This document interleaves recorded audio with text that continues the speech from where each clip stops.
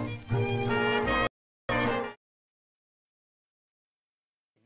evening. If you can hear this announcement, do not adjust your Aethervox. This is the Avalon Society Emergency Broadcast Network. High-ranking officials of the Guild are attempting to silence the voice of the people and subvert certain truths surrounding a number of historical events. What you are about to witness is a retelling of accounts surrounding the events which occurred at the end of May 1907 in the city of London, and the calamitous catastrophe that cast the city into chaos. So, sit back and listen closely to episode 1 of London Fall.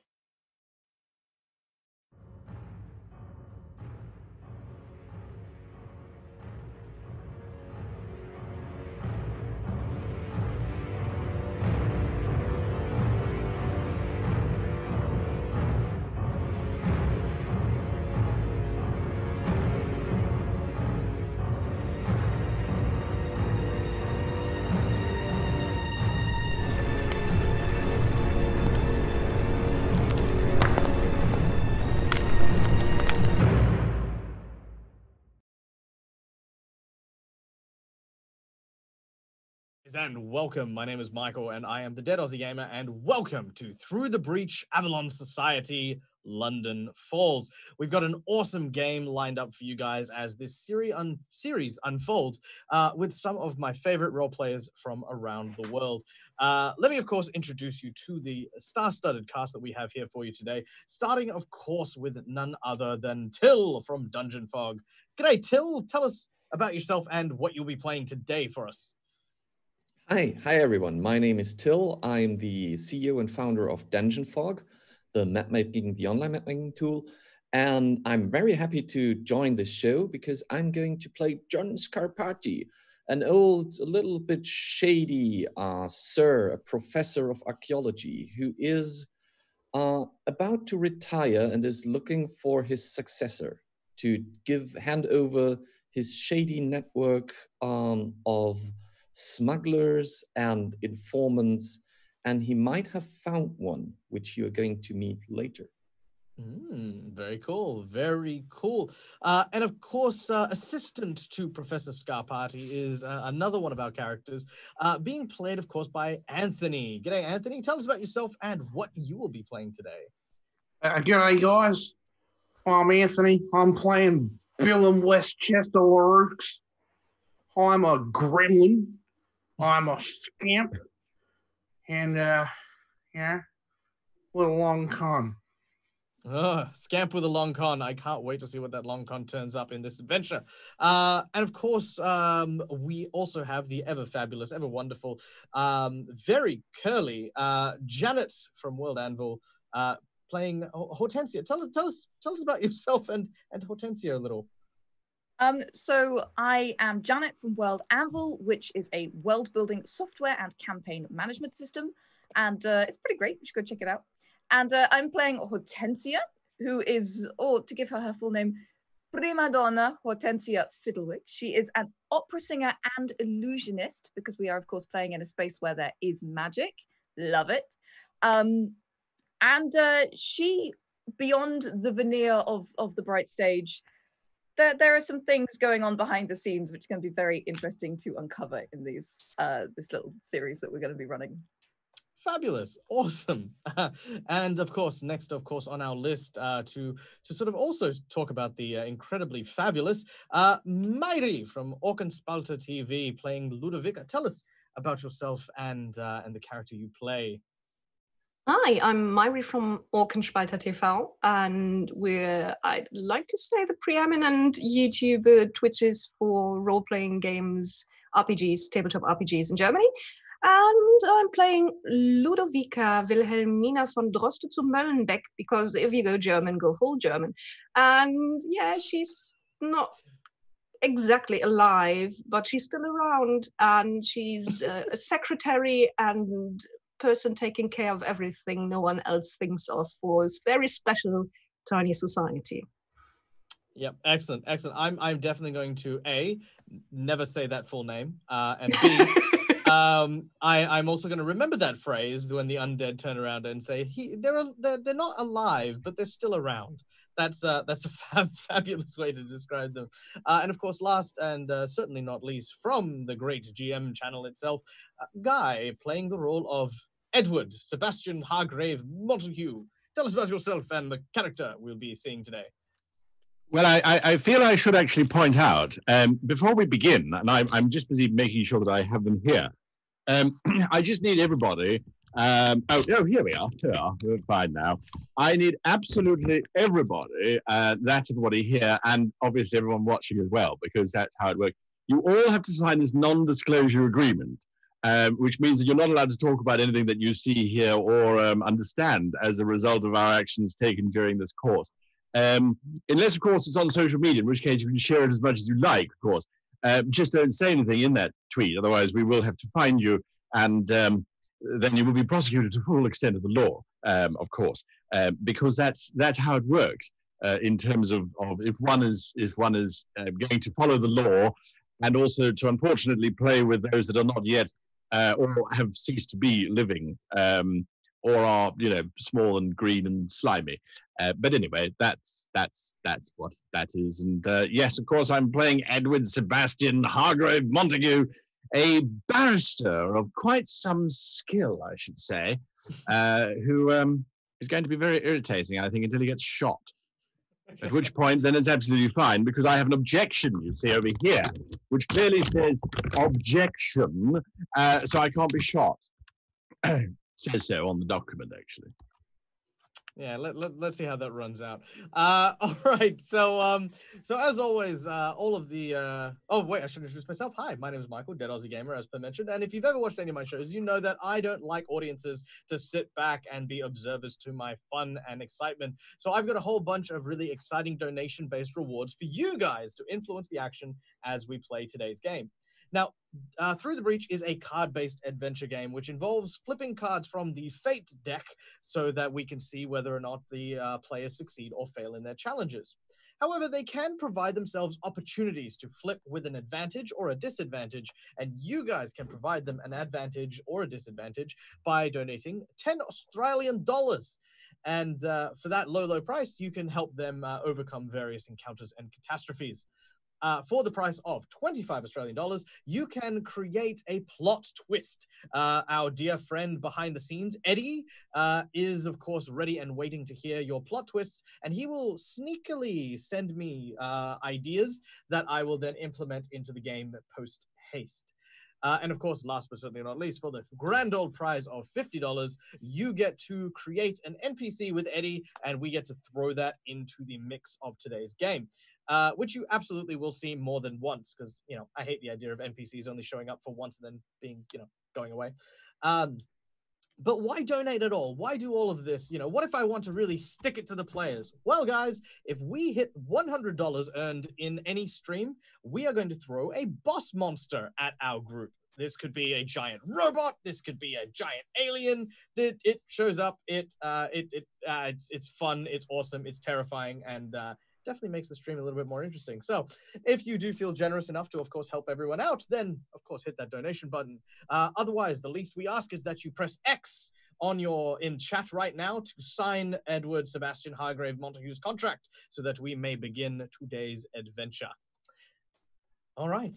So without any further ado, the scene opens up on the deck of the IMS Calvin. The fated are locked in an epic struggle. The sky above London, dark, and the air choked with the smell of smoke and salt water. A hard deluge of immeasurable magnitude falls in patches around the city. Water crashes and decimates the rooftops and cityscapes surrounding our poor vessel that floats aimless, being forced by the rapid currents through the very streets of London from the overflowing Thames. An emergency siren blares across this countryside over every radio and aethervox, and the fated stand on the starboard deck of this streamliner, surrounded by armed soldiers, as dozens of hideous amphibious creatures crawl out onto deck. The ship bolts hard to the right as you strike the side of a building. You hear the sounds coming from the upper deck. The ship's captain, All right, lads, keep the blighters off the wheel. Let's get everyone to flip initiative as we begin our tale amidst this swallowed battle. I should point out I don't like the rain very much. All right. Let's see.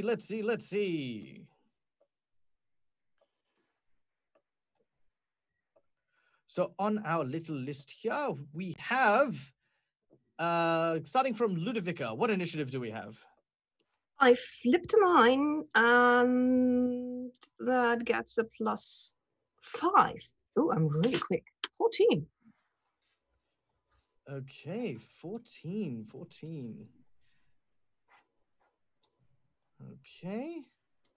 Then Billum, what do we have for our initiative? I'm enjoying the rains. That's a total of a 6. 14, 6. All right.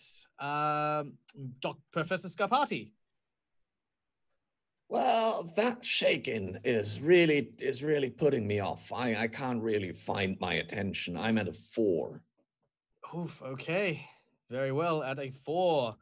Edward, where are we? 6. At a 6? Oh, 7 in total, sorry. Oh, 7. Okay. And Primadonna Hortensia. Well, this is all terribly stressful, and I'm at 5, and my hair's getting wet, and I don't like it. All right. All right. Now, what you see in front of you, which hopefully should be on screen now, is, of course, these amphibious, speckly creatures with razor-sharp fangs. Now, they are boarding your ship in mass. They are moving swiftly and hungrily towards you. Ludovica, you are first on the initiative as the swallowed swarm begin to arrive. Ludovica flips up her sopping wet widow's veil, draws, and she has already her pocket pistol in hand and screams over to the rest of the group, "Remind me, how we got into this again? I am not quite sure why I am doing this," and tries to shoot at the amphibious thing. All right. So what you'll need to do is you will need to flip. Yep. And I got a 12. All right. Masks even. Let me see if that even might be a trigger. That would be nice. All right. 12. Well, no. Unfortunately, that would have to be tomes. But still, that is a pistol 3. That is 15. 15. Oh, no.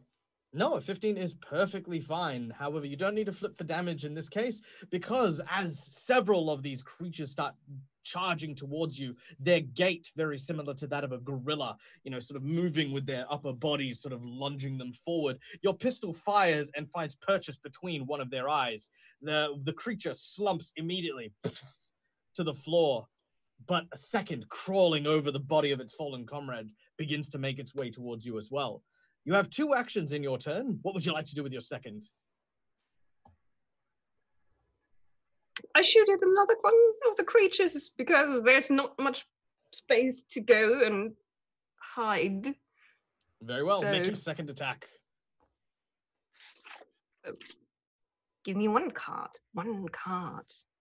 Flip. Oh, it's a 13 of rams.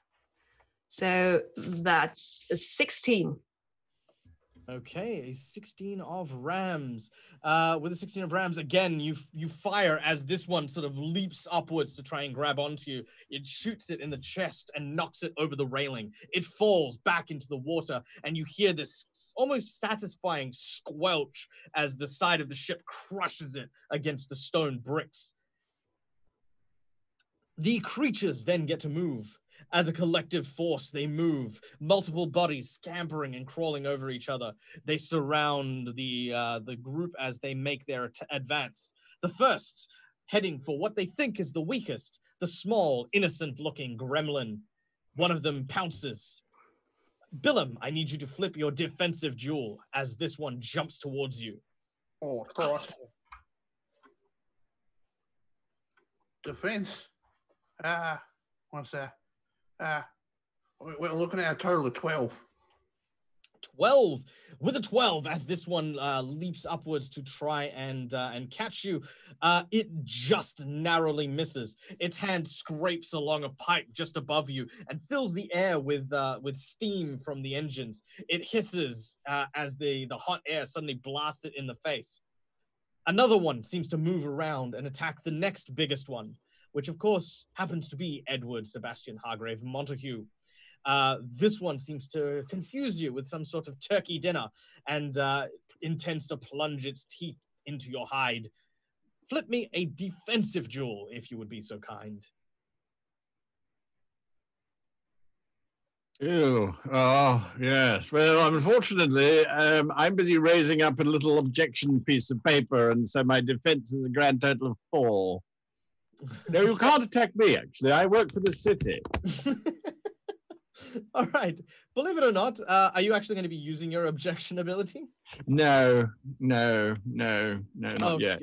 Okay. So as you hold up the parchment of litigation, a claw tears through the sheet and into your body. You need to flip. Sorry, what was your total again? 4. 4. With a 4, that's 11. So the difference is 7. So that is a straight flip. So flip 1 card, and that is how much. Well, that'll be the determine the damage you take. 9. All right, so that's medium damage. Your character suffers 3 wounds as the claw cuts into his cummerbund, splitting it off from his body, and the wound itself appears to have been covered in this kind of poisonous mucus. Your character is also poisoned.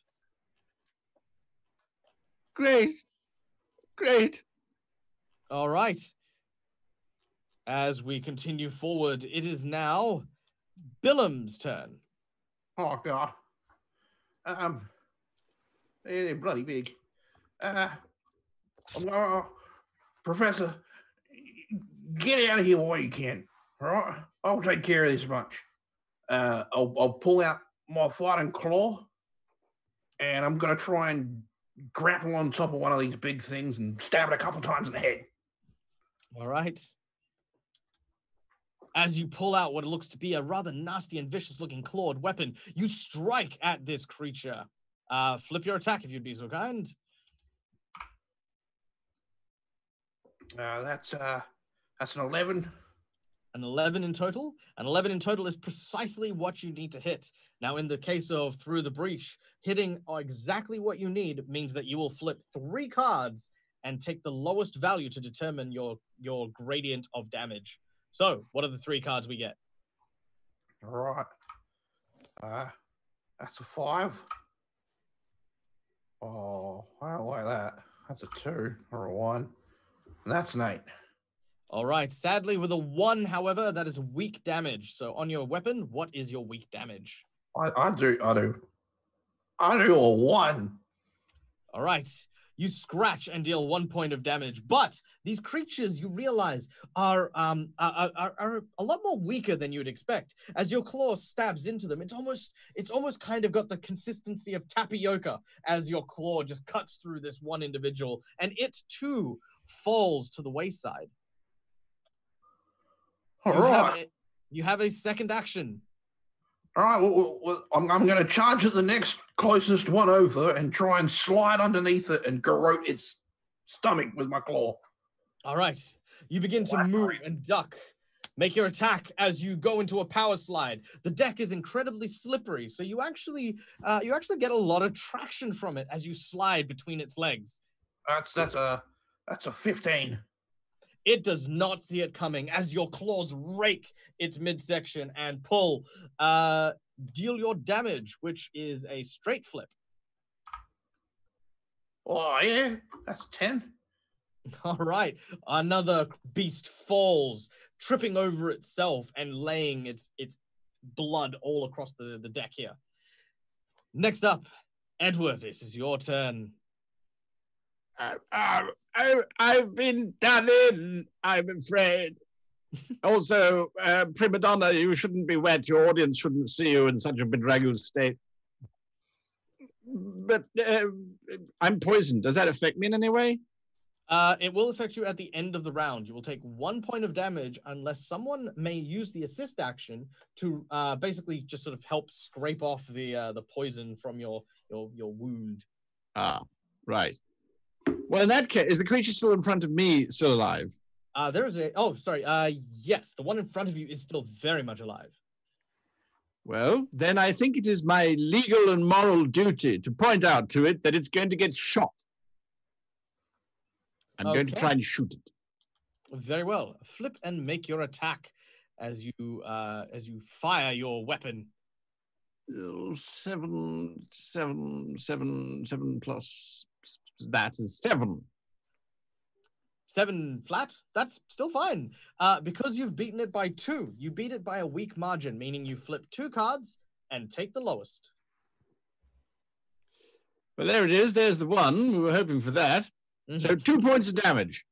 All right, with 2 points of damage as your pistol fires, it is, of course, enough as the creature seems to be bearing down upon Edward, seeking to bite into his shoulder. It instead gets a mouthful of lead as your pistol blows out the back of its head. It falls down. The noise around you as the ship continues down the streets of London, banging on the sides of the walls as it sort of passes through. Several gashes in the building open up to reveal the interior of the buildings nearby. More of these creatures seem to be lurking behind the windows as they follow, running alongside the ship, keeping its eyes firmly fixed upon the prey in front of it. Hortensia, it is your turn.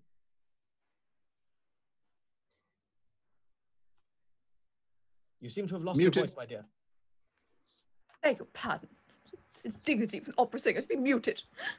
So I believe we've been employing some half measures here, picking off these fish one by one. So I am going to create a grand illusion at the back of the boat.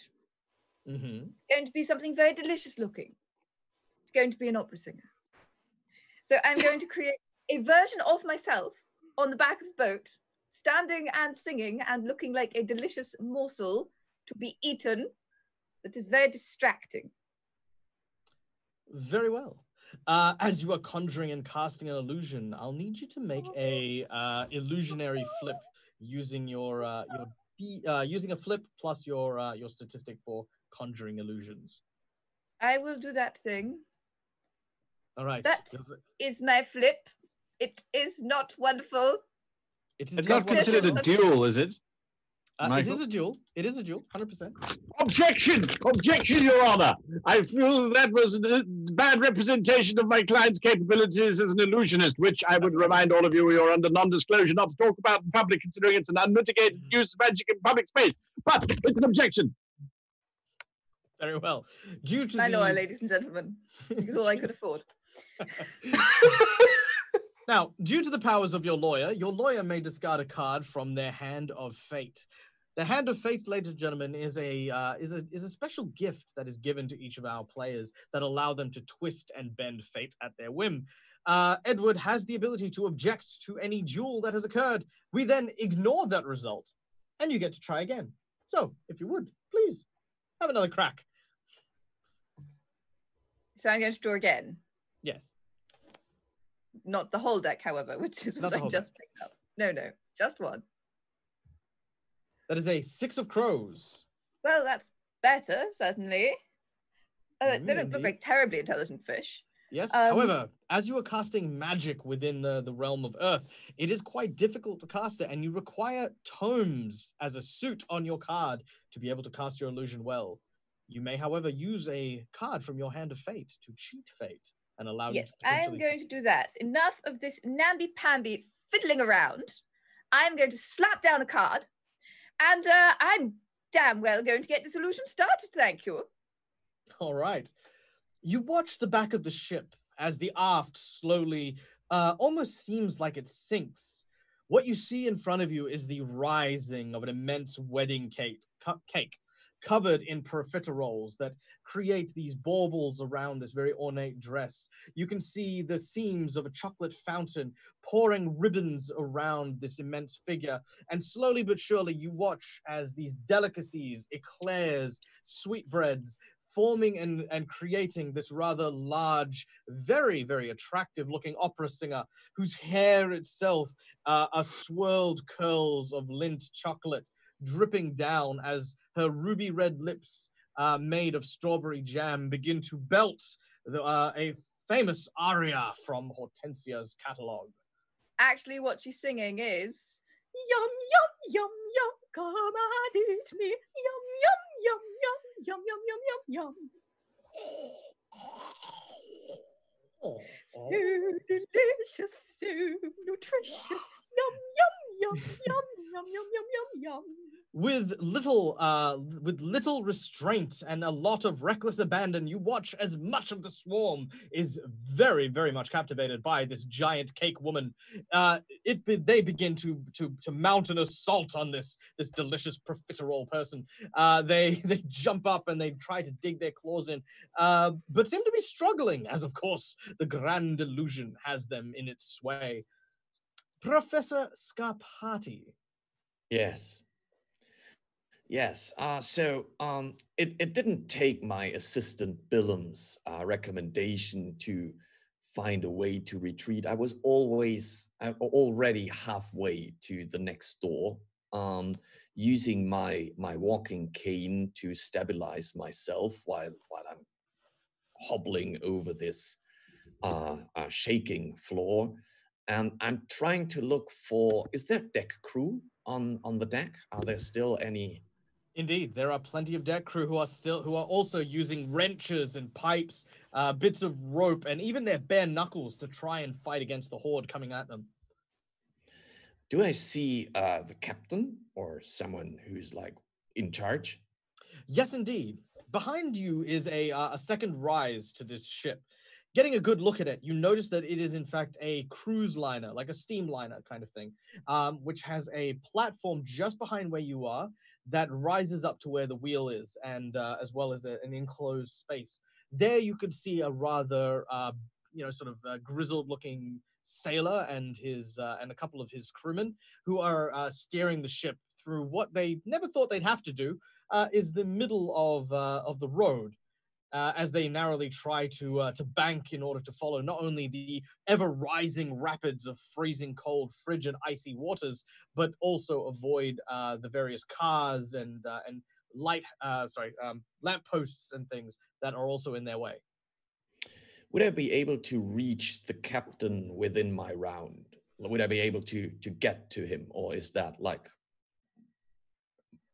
more distance than I could? Absolutely. You can manage to crawl your way up to the second deck. There, the captain sees you. Oh, good work, lads. All right, Mr. Scarpati. Captain. Yes, you know who I am, right? Don't you? Aye, we do. Well, very good. So, how many script will it cost me to get me and my assistant and probably the rest of the party that I brought off that ship in safety? Right now, Professor, I'm trying not to have us crash straight on into a nearby building, least of all having these monsters come up. Hang on. Well, what's that ahead? He stops and he gestures out the front. You take a look. Make me a notice check as you gaze out the front of the ship. I will do so.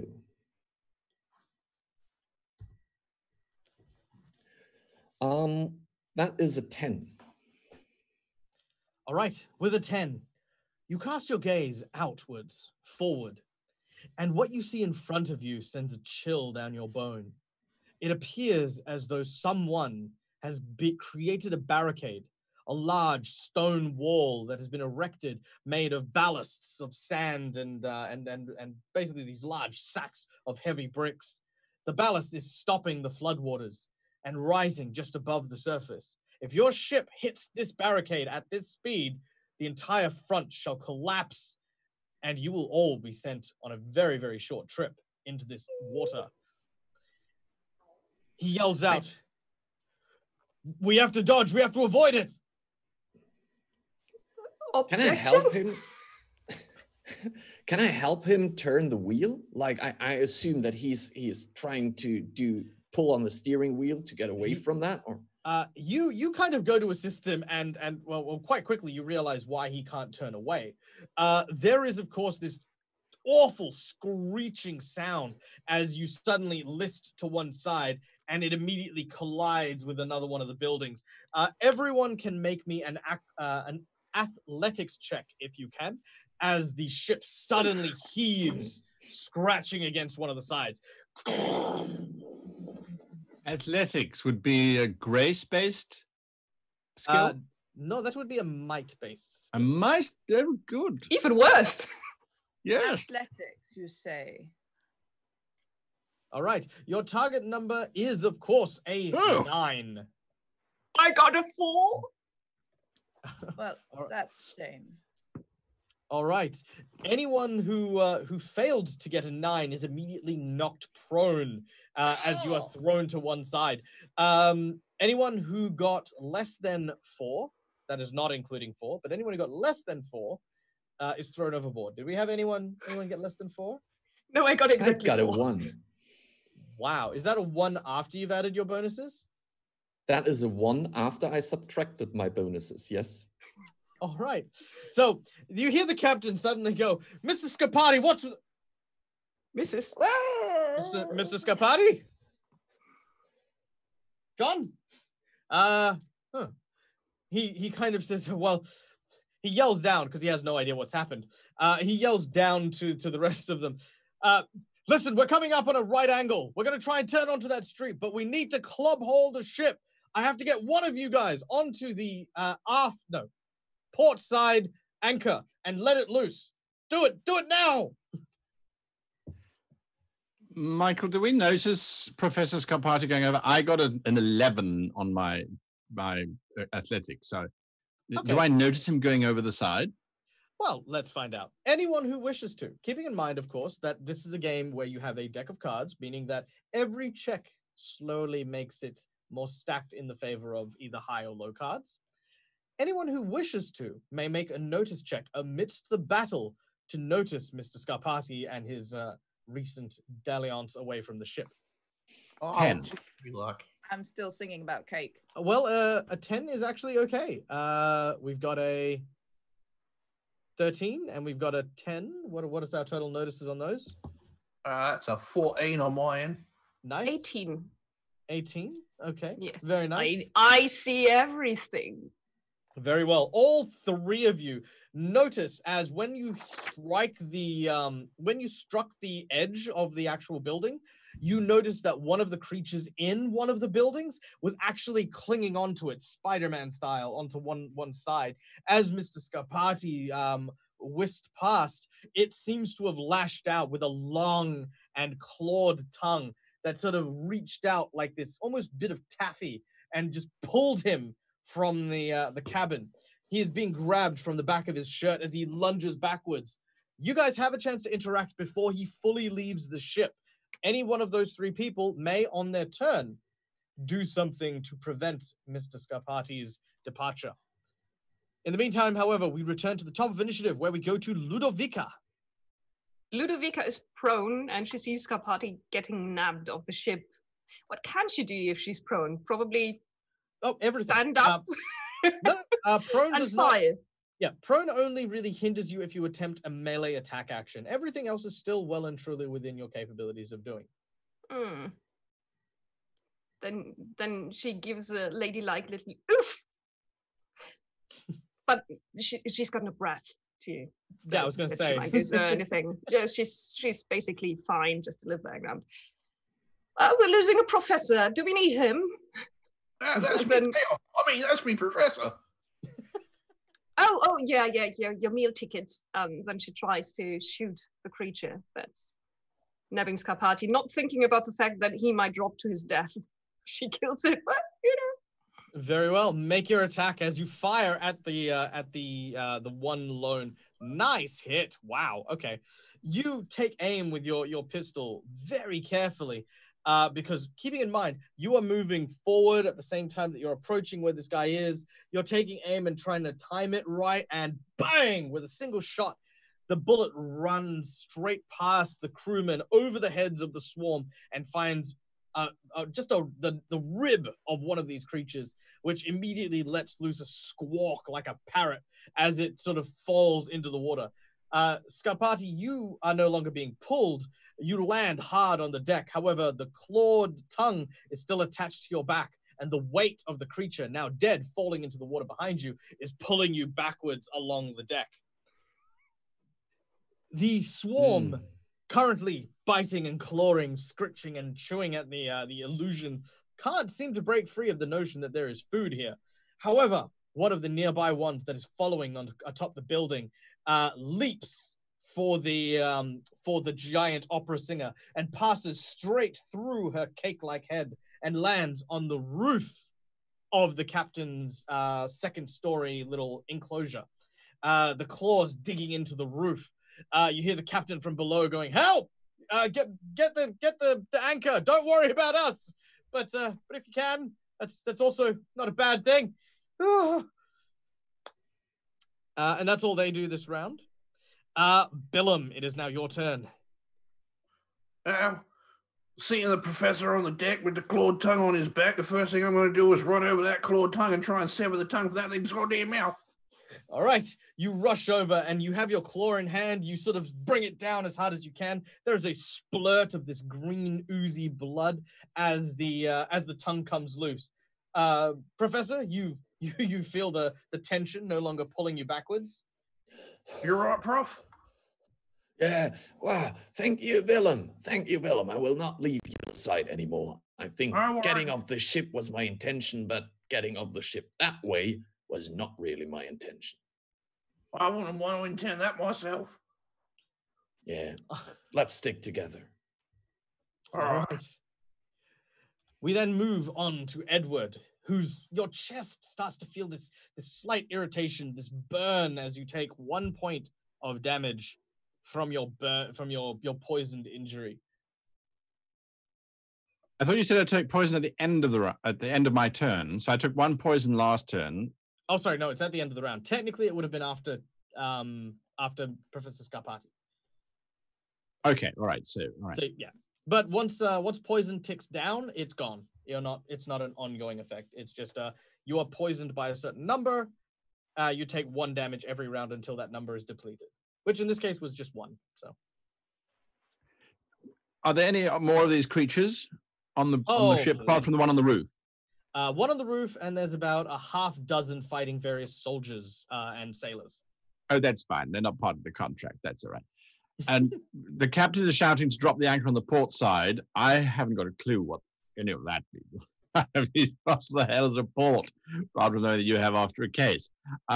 So I don't know. The professor's fine now. He's not being dragged off of the side of the ship.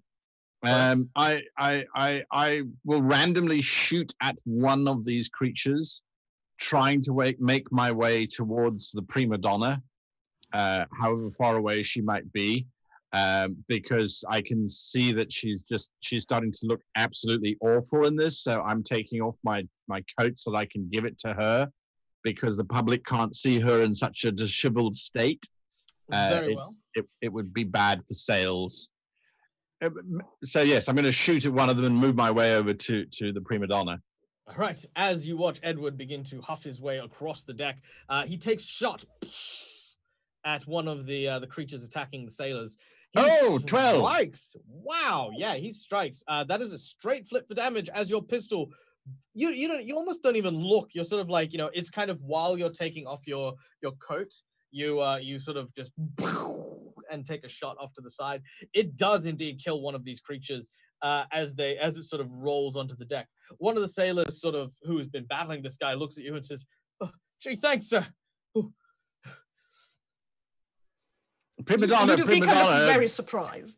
You need to get out of this rain. It looks awful. There is a Hortensia, Edward walks up to you with a coat that smells like very cheap cologne, soggy water and fish, and attempts to sort of enwrap you in this rather modest looking it's a rag at this point. I mean, because it's got rips in it. It's covered in blood. That's what he tries to. What's your response to this? Go with my outfit. I elbow him in the nose as I continue my beautiful aria of so delicious, so nutritious, yum yum yum yum yum yum yum yum. Very well, very well. I have a question. Yes. We have 2 actions per round. Correct. I am maintaining an illusion. You are maintaining an illusion. Maintaining an illusion, so long as you do not dispel your illusion, the illusion is simply there. If you wish to interact with it in any way, that is to say, if you wish to change its shape, its form, what it's doing, then you would need to take an action to do so. Apart from that, it'll continue doing its thing until either it is dispelled or you are knocked out. Okay, in that case, keeping one eye on my illusion, I would like to pull the pistol from my knickers and shoot a fish in the head.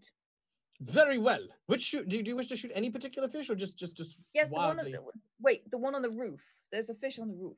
Very well. Now, this fish on the roof does have cover, as it is, of course, on the roof, and you are on the lower deck. You can make an attack, but it is at a negative flip as you attempt to attack it. So flip 2, take the lowest. I don't care. Sounds like a fit excuse to me. All right, not bad. I shoot the fish in the head. With the skill and grace of Charlemagne, you fire. And the bullet manages to strike the creature as it leans over the cabin, looking through the window, its mouth dripping with viscous ooze as suddenly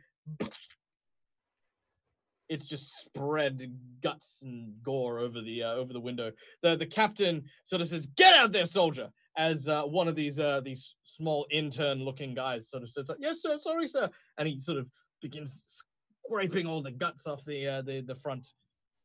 How do you think I became Primadonna in the first place? The opposite is brutal. All right. Having drawn your weapon and then fired, we then move on to Professor Scarpati.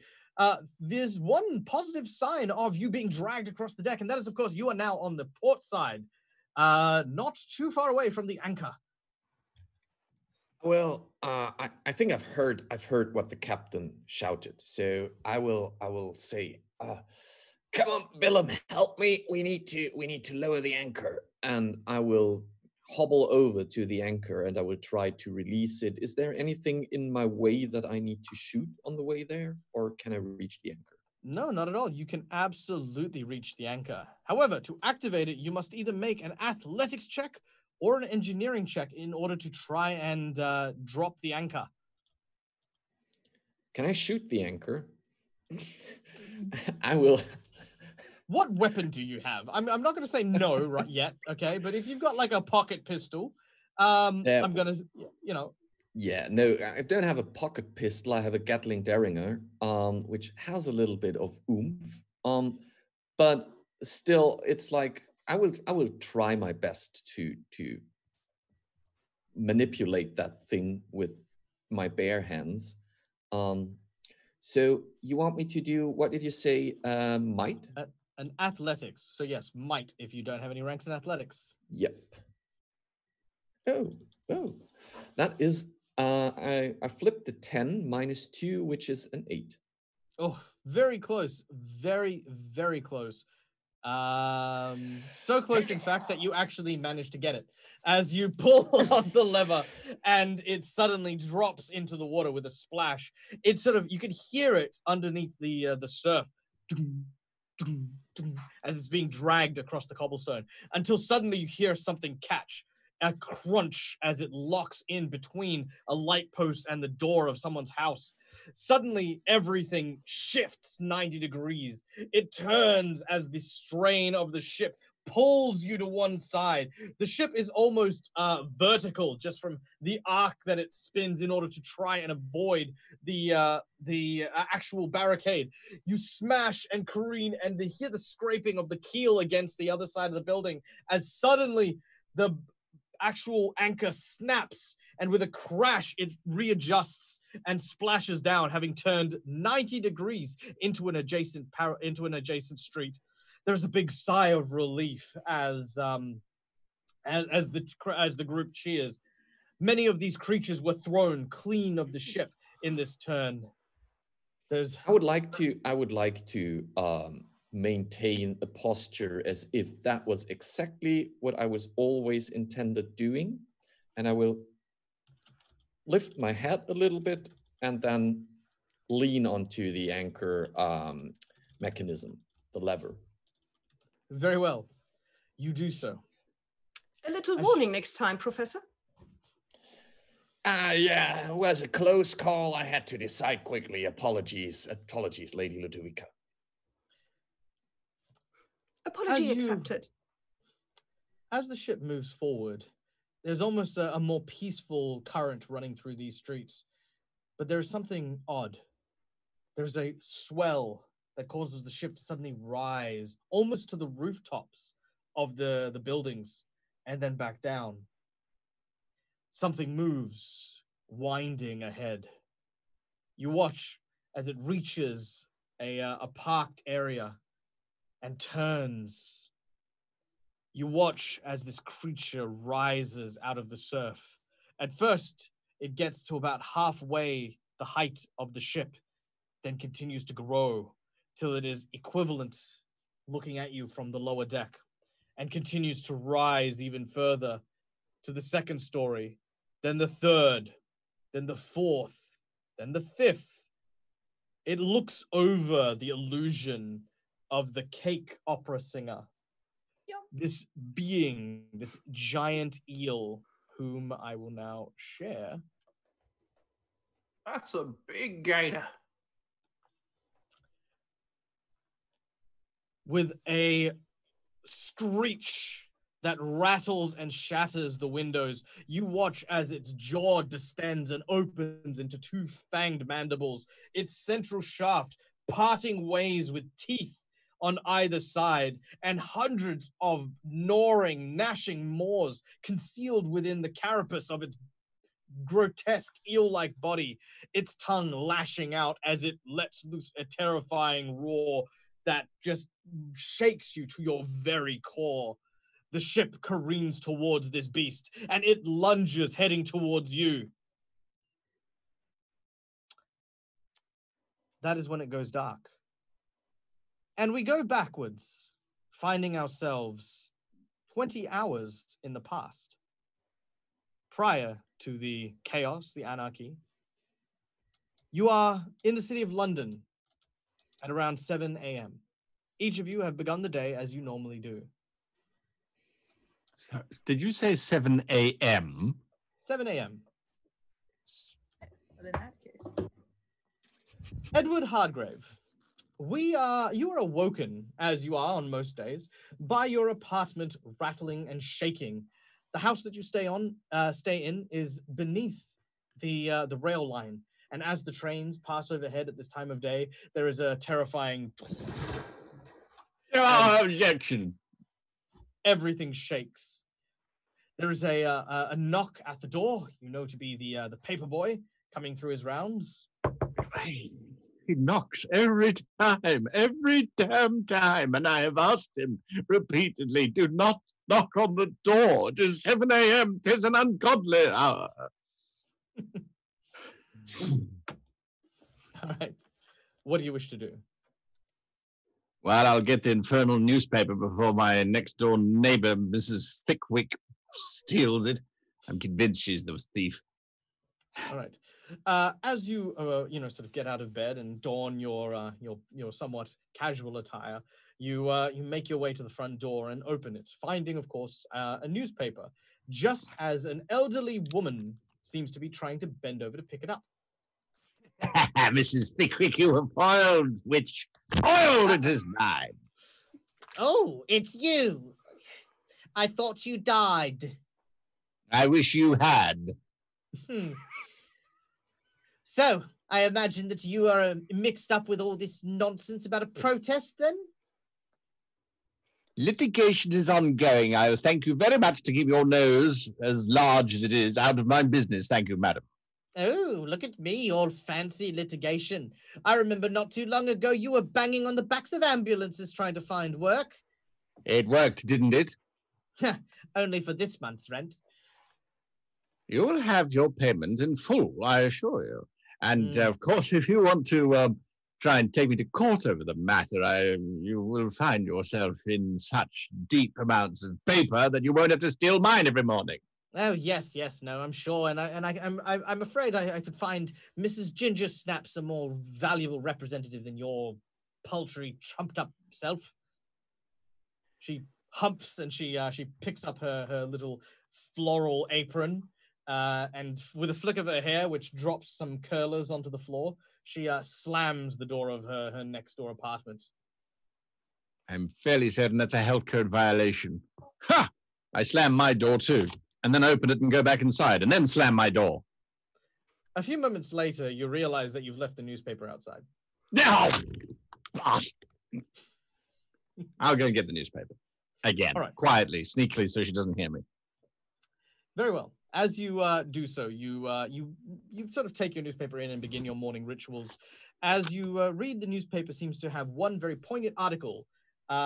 People fascinated by glowing man in the sky above London. 1 week on, people still have no idea why it's there and what it means. People predict that maybe it is the dawn of a new age of prosperity and hope for the industrialization of good London, UK. Yes, England. On separate other notes, usual drivel, people talking about boiling water in the Thames and people being attacked by mysterious bastards in the streets. Usual stuff. As you sit and begin your morning rituals. Across town, Professor Scarpati, your morning ritual would normally begin with a delightful cup of tea that is very custom gained from you by a local seller. However, as you go to your pantry and prepare said tea, you notice that you are out. Fresh out, in fact. Ah, God damn it. Billum! Eh? What? Billum, did you forget to buy tea yesterday? Forget isn't the correct word. I would maintain the idea that I never forget to get tea. I simply didn't get it. Yeah, all right, I got you. Would you endorse the idea of getting me a tea now?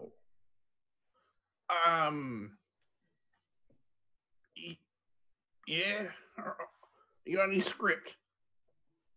Fresh out. Yeah, well, here you go. Take a few script and buy me some tea.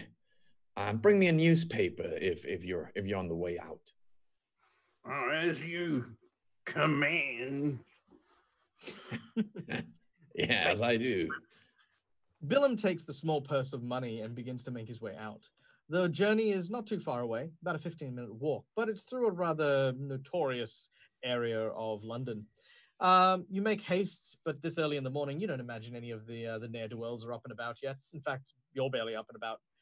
As you begin to make your way around the streets, many people recognize you. Despite being a gremlin from Malifaux, you have ingratiated yourself among many members of the community, having grown up in these mean streets. The baker waves at you and sort of says, "Morning, Billum. Yeah. Out for the professor today?" Yeah, he needs his tea. Oh, he does he? Well, if you want, I've got some bear claws here. They're apparently an American dish. Bear claw? Yeah, yes. Bear claw? You know what? I don't trust what these Yanks bake, but here, try this. Let me know what you think. He hands you two pastries that look like these, almost look like bread cauliflowers covered in sugar. Take both of them and try to fit them both in my mouth. He sort of chuckles. He sort of chuckles and sort of, has a bit of a kind of a rolling giggle as he watches you try to fit these two bear claws in your mouth. He says, "Well, you take care, lad, yeah?" Aye. You continue on your way towards the shop. Sugar now caking your face almost like a white beard.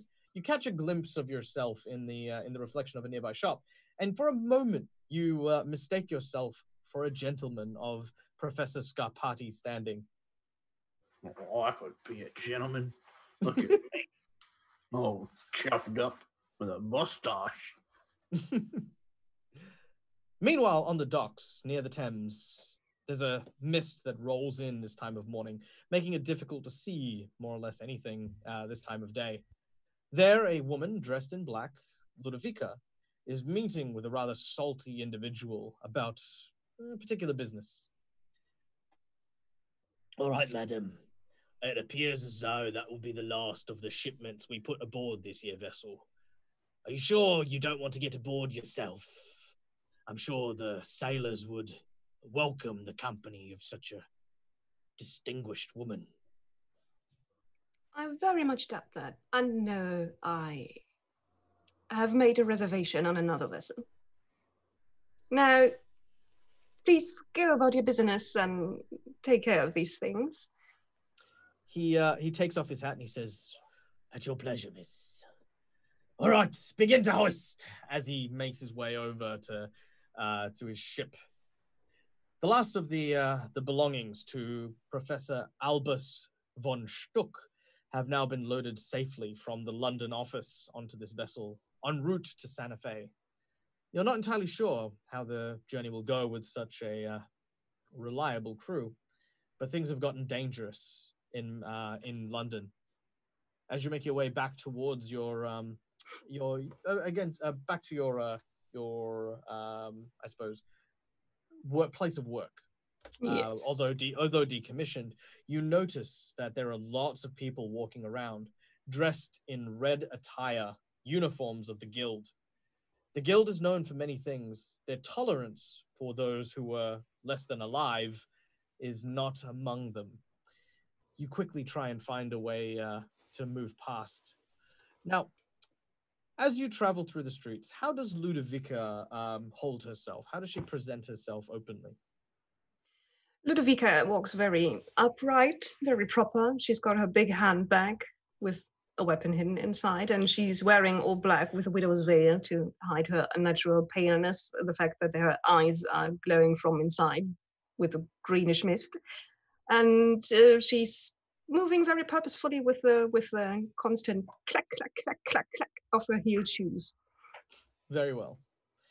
What I'd like for you to do is, can you make me a stealth check as you just, not so much that you're hiding, but more that you're just actively trying to move around and avoid these men, these soldiers in red coats? Certainly. Stealth check coming up. Oh, that's a 12 plus 3, 15. Absolutely. Absolutely. You find it very easy to walk past these individuals. I even sneak in a cheeky good day, sir. Good morning. You see a couple of people go, "Yeah, g'day, ma'am." Yep, and they continue to kind of notice their kind of duties. Right now, you can notice that they're really focused more on this light in the sky. As you are in the main streets looking up, you see this glowing ember that burns almost brighter than a star.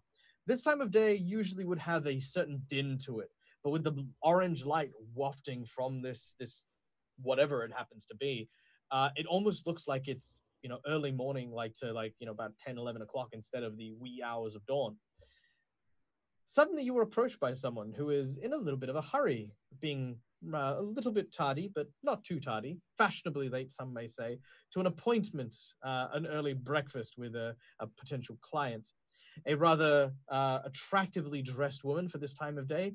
Hortensia, what is your current appearance as you are making your way through the streets of London? Well, one always likes to dress to impress, so my hair is coiffed, as you see. And, well, it's a little early for sequins, but I am wearing a sort of beautifully fitted coat. What season are we in? Well, I would say that it is April, and given that my country is everything backwards. I live in London. Thank you. You've got to tell me what the weather's like. Right. So expect rain, and some sun, and then some rain, and then some rain. So I have an umbrella at my side, and I suppose it's not currently, no, it's not currently raining. But as I say, dressed to impress, a fine red light woolen coat, and very sturdy looking umbrella. Excellent. Definitely no blood flecks on it. Definitely not. Hortensia, you recognize a rather darkly dressed woman making her way through the streets, equally moving with a certain grace that is all too familiar to you, a long-time acquaintance of yours, Miss Ludovica Drostzu Mollenbach. No? Okay, fair enough. Yeah, pretty close. Yes. Do you approach? What would you like to do? Of course I do. I'm fairly statuesque lady, so I sort of bustle over and I slip my arm in hers as she walks along, and I say, Ludovica, darling, how are you? As the same as always. Things don't change much. Have you noticed? No, you probably haven't. With if you tip your head back far enough that you can look past your coiffure, have you noticed the astronomical phenomenon? Oh, the bright light. Well, you know, all lights are bright in my line of work, you know. Yes, it's quite something to see. What do you think? I've heard the wildest speculations you wouldn't believe. I haven't heard any speculations at all. I've been up all night working, and this didn't factor into any plans. You didn't think that this is a bit foreboding, you know? The color, the fact it appeared overnight? Oh, I don't know. As I say, bright lights in my line of work, that usually means you're doing something right. Spotlight should always be on you, darling. But is the spotlight usually just appearing in the sky? With in my experience, yes. I sing, the lights shine. True. As she sings, you watch as what appears to be a faun or a satyr to some suddenly appears with what appears to be a small lantern, and it's in a glass jar, and it seems to point directly at Hortensia, putting a spotlight directly in her area. Yeah, I will never get used to that. What can I say? Shoo.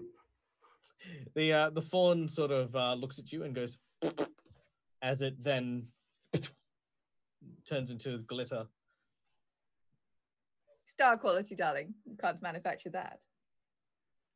You can hear as you can hear as you do this, some people sort of going, "Oh, do you see that? I think that's the Primadonna Hortensia Fiddlewick."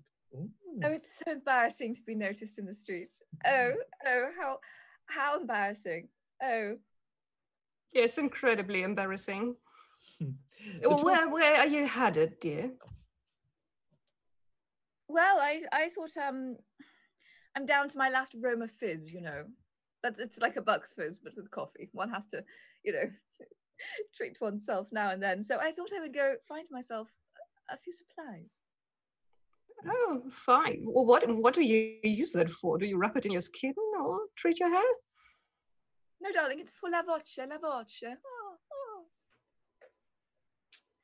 But okay, yes. enough of that. I could accompany you. Well, I don't think you want to go where I'm going. Well, as you do so, you are very quickly approached by a messenger, Miss Fiddlewick. It's a very out of breath, small little messenger boy who arrives and says, "Miss Fiddlewick, Miss Fiddlewick, sorry, madam." She looks to Ludovica, "Madam, message from your publicist, madam." Trials of work. As you open it, there is a message which reads something along the lines of, "Dear Primadonna, elegant, graceful, wonderful, amazing, stupendous, talented Primadonna, I hope you have not forgotten our previous engagement this morning for breakfast as we discussed the matter of the guild shutting down the opera house in the wake of your premiere launch of your latest opera. I've already arranged for a message to be sent to Mr. Hargrave Montague to meet us there at your earliest convenience. Yours sincerely, Jeremiah Hugh. Dear, what a bore. It hasn't been like this since Cromwell. Filthy Puritans. Well, let's see. Can perhaps you could lend me your assistance, Ludovica? Or are you terribly busy with all of that, nonsense that you do? Well, I finished up my nonsense early this morning, and the meeting with the man who's going to take me out of the country is going to be later today. So I think I might be free for a few hours before I say goodbye for the next years.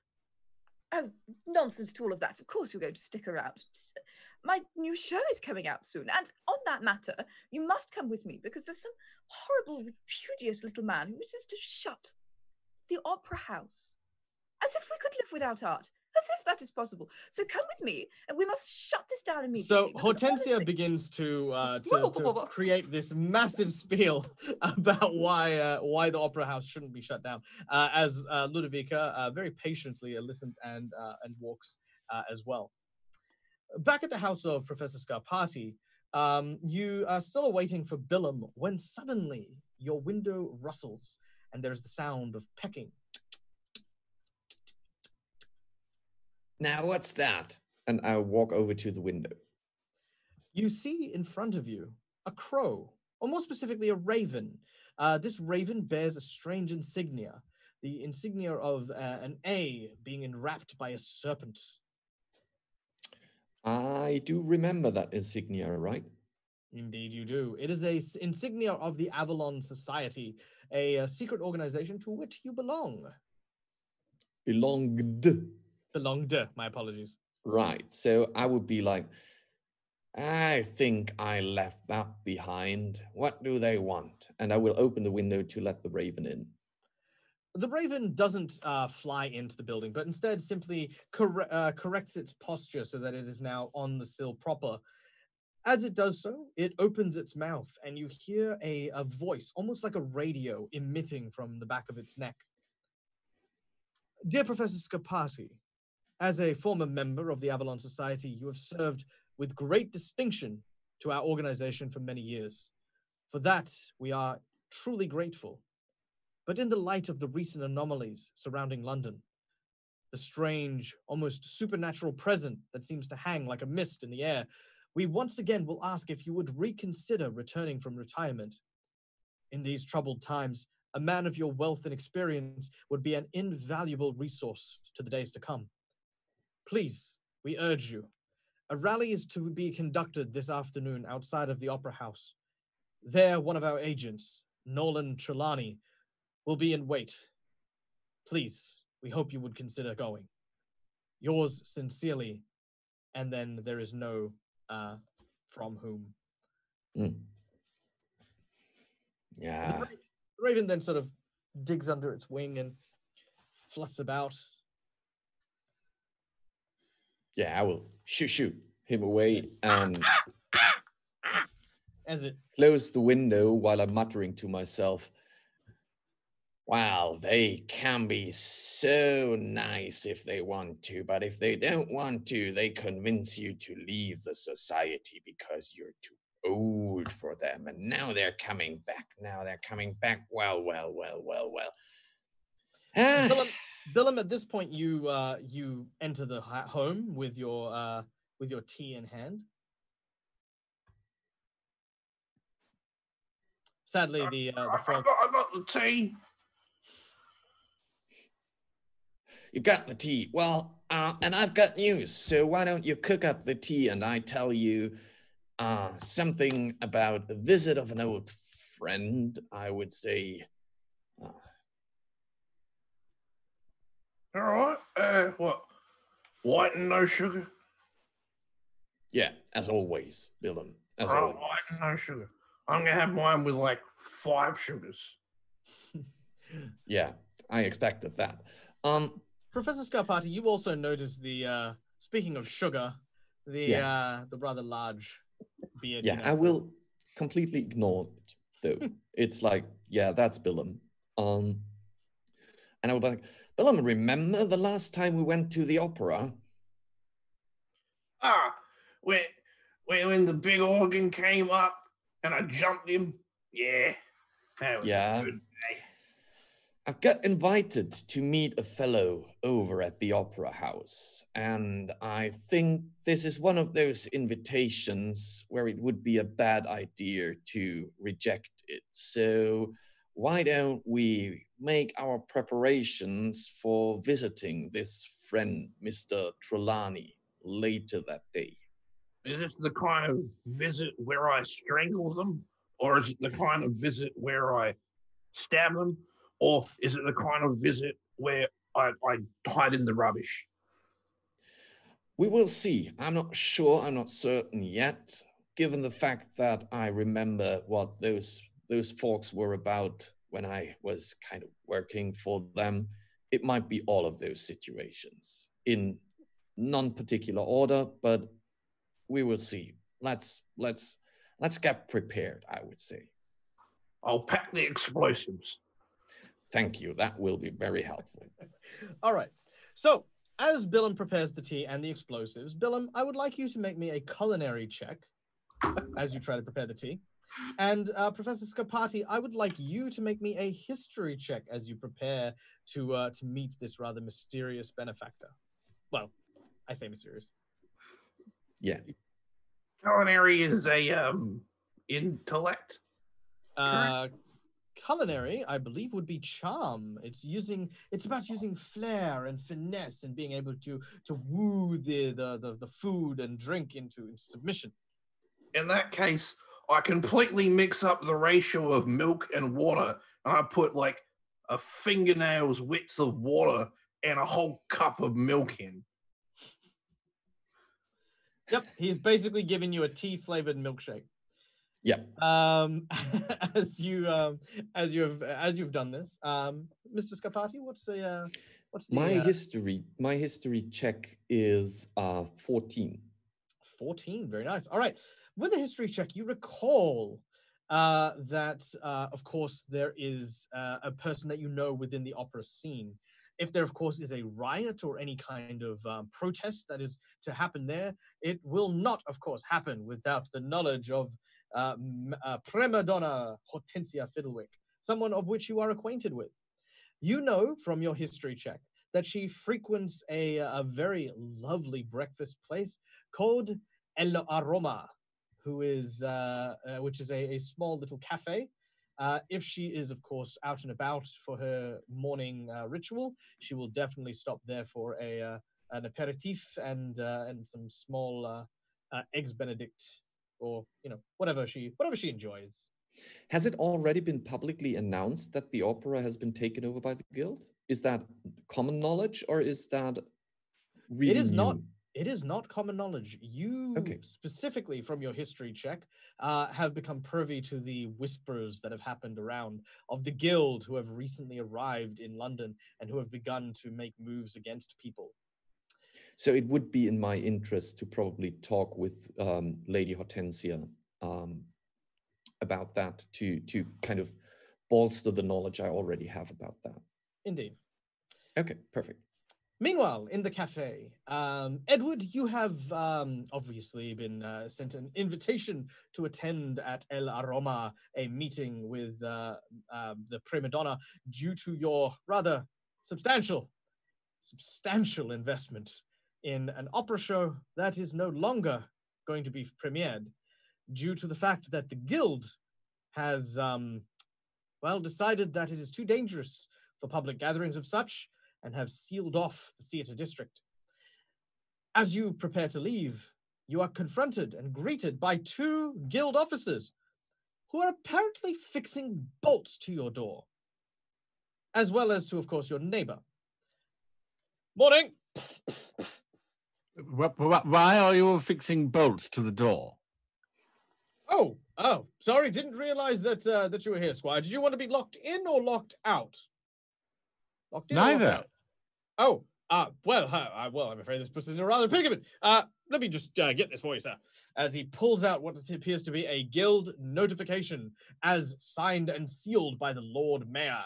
It says that all peoples remaining within the City of London who do not choose to vacate their property shall have the building sealed in order to prevent looting and larceny.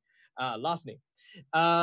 Anyone choosing to may also be sealed within their house to allow for safety in the midst of a variety of strange goings-on until guild notifications are once and for all concluded. Right. Well, look here, young man. I happen to work for the. Well, I used to once was. I'm a barrister, so I will make sure that whatever this thing is that you're doing is going to stop right now on my property, particularly. I can't leave. There's a crisis going on at the moment.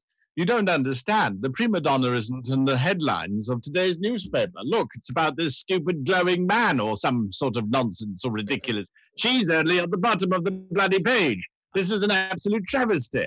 I have to deal with that first before I can deal with whatever nonsense you're talking about. I'm not going to be leaving my home, and certainly no one would want to ever commit any kind of last.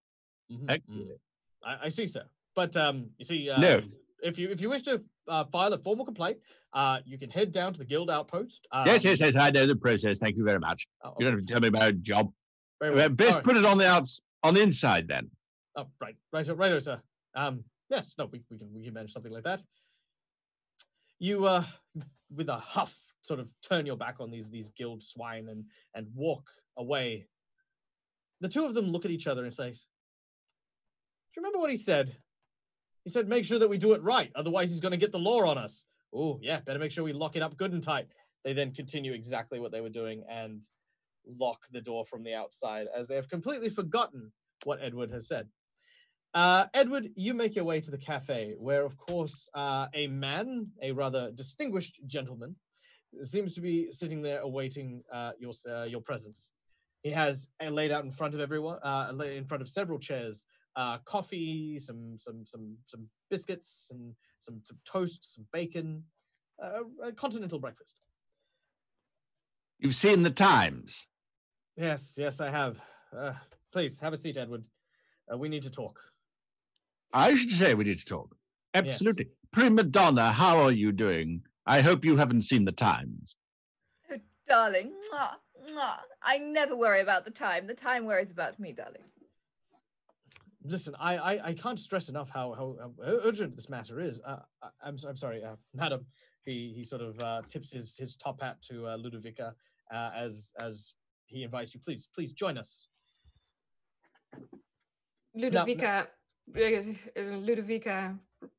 kind of shoots the Primadonna a look that says, "What did you drag me into?" But then sits down very proper. Veil still in front of her face. Sit next to me, darling. Sit next to me. Yes, absolutely. This is my dear friend, Ludovica Droster zu Mühlenbeck, and she's my confidant. She's a wonderful woman, very witty, a little chill, but simply marvelous. She must take part. After all, I think the most important thing to remember is the show must go on. Yes, that's just the thing, Primadonna.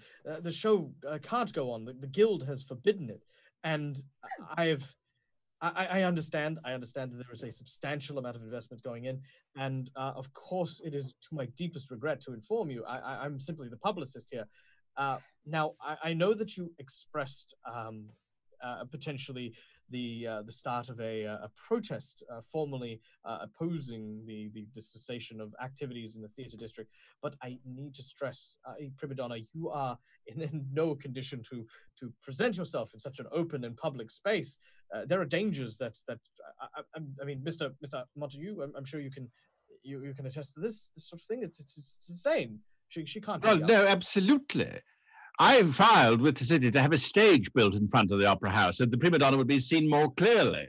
If she just stands on the steps, she's going to blend right in. Look at the photograph in the Times, at the very bottom, She needs to be at the top, of course. Now, I've also initiated objections and litigations within the guild itself, which may take some time to process, of course. But the opera is absolutely vital to the health and safety of the city. Indeed, and the economic well-being. The opera is the heart of the whole of London. What are we, Milan? No, Primadonna. I understand this, and oh boy, Well, what do I pay you for, you trumped-up little man? Go and fix this. You you pay me to keep. At this point, Professor, you and Billum arrive at the cafe. There's a trumped-up-looking French waiter. However, the French waiter looks a little bizarre. He is kind of short for a waiter, also green, with pointy ears and no nose. It's a gremlin. As you approach, Billum, he gives you a very knowing wink as he says, bonjour, madame and monsieur. Welcome to whatever this place is called. I believe you have a reservation, yes? Billum, it's me, LaRouche. LaRouche? I found a job. Yes, it is a good one. It is paying so well. LaRouche, keep it down. You're going to get me caught. Yes, of course. Yes, so my rather tall and Italian friend, I trust that you have a reservation somewhere. Yes, you are here to see very important people with very fat wallets. Yes, tip rather largely. Yes. You can put it that way, but have you seen the Primadonna Hortensia here? I think she is here at the moment. Can you point us to a table? Yes, of course. We will. When the moment, he seems to walk off for a second, and then moves closer. You can definitely hear an outraged Primadonna sort of having a conversation at a table nearby. But more importantly, you watch as there's kind of almost like this moment of outrage that seems to be happening, where a couple of the wait staff seem to be kind of arguing as, should we approach? No. Do you know who that is? That is the Primadonna Hortensia Fiddlewick. Do you want to go anywhere near her when she's so close to the cutlery? No, I do not. Okay, very well. And they're just kind of avoiding things. You watch as LaRouche returns with what looks to be a stepladder, and he sort of climbs up it. As he gets to about Scarpati's height, he looks around. He says, oui, there she is, right this way. If you want, I can lead you to her. I can find my way. I can find my way there. Billum, if you want to stay behind and chat with your friend, I'm fine. I will head over to the table now. Oh, but monsieur, maybe I could take your jacket as well, yes? Nah, no, you're not taking my jacket. Darn. I mean, yes, no, this is okay. Perfectly fine. I understand this is very brisk day today. That is okay. As you then make your way over to the table. Billum, do you accompany the professor, or do you stay with LaRouche?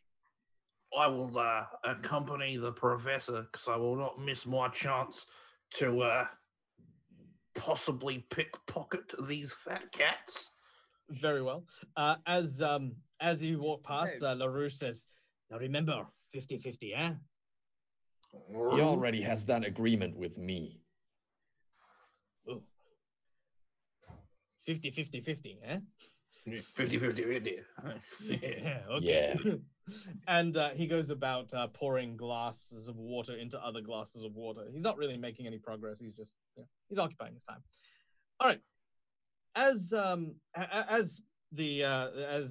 Jeremiah begins to apologize, I'm sorry. Look, I'm your publicist. All I care about is that you remain safe. The image and the brand that you represent. I mean, what if someone has a potato and throws, a tomato and throws it at you? It's going to reflect poorly on everyone. I just can't say that with the security that we have right now that I can suggest that you stand in front of a crowd and address them against the guild. At this point, Professor, you arrive at the table. Yeah, I will make my appearance in front of Mrs. Fiddlewick. I will bow very deeply, take her hand, breathe a kiss onto her hand, and says, "Oh, Primadonna, it's a pleasure to meet you again." And I will look at the table. I will see Ludovica sitting there and Mr. Montague, right? Mm-hmm. Yep, you see. I will tip my hat to Miss Ludovica. I was like, "Pleasure to see you again." Oh, and Montagrave, you're there as well. Well, that's great. That's great. Right. Montague, sir, but that's all right. Absolutely. What a surprise to see you here. That's what I've brings said. You? Yeah. Well, I heard that Miss Fiddlewick is here today, and I thought, well, I might pop in and say hello. Also, I've heard some rumors about the opera house and who else? What rumors? And maybe keep your voice down. Yeah, I will keep my voice down if you move over a bit and let me sit down. Yes, of course. Okay, thank you. Now, the rumors that Scarpati shares are, of course, rumors that the guild has been planning a move against England for quite some time. That, in fact, something has gone awfully wrong in Malifaux. For those of you who don't know, Malifaux is an alternate dimension that exists well known among the people of this world. Magic, such as the type that Hortensia wields, is commonplace, but only through the assistance of a special gemstone known as Soulstone. As long as Soulstone remains in this world, magic hangs on by a dwindling thread. It is the source of innovation, power, electricity, locomotion. All of it is powered by the presence of Soulstone mined from Malifaux. Now, news from Malifaux is very hard to come by, as once you go into the alternate dimension, very few people return willingly. It's not a holiday location. It is a place where, even convicts are sent to go and mine the rare ore. But every now and then, news does travel back to the more adventurous sorts. And the news that you have heard is that the guild is in a state of affairs. Something has occurred with the Governor General back in Malifaux, and the guild has started to solidify its power, not only there, but on Earth as well. People in King's Cross, whom you are very well acquainted, have said that train upon train of soldiers from America bearing the guild insignia have begun to flood into London and have started to instigate martial law so quietly and so sneakily that no one is even sure if the crown is aware of their activities. The king's empire is in peril, and it's the world's quietest war for some people. You see, now they're making their appearance in front of the opera house, and I was so looking forward to hear you again, Miss Fiddlewick. It was a great pleasure the last time, and it's a shame that they are now making their move directly upon the opera house here in London. So fill me in with the things that I might have missed. I'm very curious about what's going on here. Well, quite frankly, it's travesty. And not a La Traviata travesty. Honest to God travesty. They're trying to close the opera house. They're trying to prevent large gatherings. And frankly, if the opera doesn't go on, I don't even see the point of calling this London anymore. It's just, it won't do. So we must prevent this at all costs. And of course, the guild are a grabby, filthy, disgusting little lot. Trying to keep all the magic for themselves, as if the people don't need magic in their lives as entertainment, as beauty. For what is beauty but truth? And what is truth but beauty? No, I'm not going to get into that argument. No. So what are you going to do about that? Well, I look at my publicist. I look at Montague. And I say, I think I'm going to act like an American and cause a big hoo-ha. Yes, although we might rewrite that little speech of yours. As insidious, perhaps, as we all might agree the guild may appear to be on the surface, I don't think mentioning them in this debacle is particularly valuable for our cause, Primadonna. I love the part about truth is all about beauty and only beautiful people should tell the truth and all that sort of wonderful thing. I think that's absolutely fantastic. But the part about the guild, I think we can drop from your speech. And yes, we're trying to have a stage erected of some kind on the steps of the opera house, but litigation is taking time on getting the right permits for that, Professor. Yes, but more importantly, we need to ensure the Primadonna's safety more than anything else. And truth be told, so many people here have left the city or even are in the guild's pocket. How are we to truly know who is going to look after the Primadonna during such an open public spectacle? Billum, is she in any danger? That sounds fun. Well, of course. of course there is a strong sense of danger.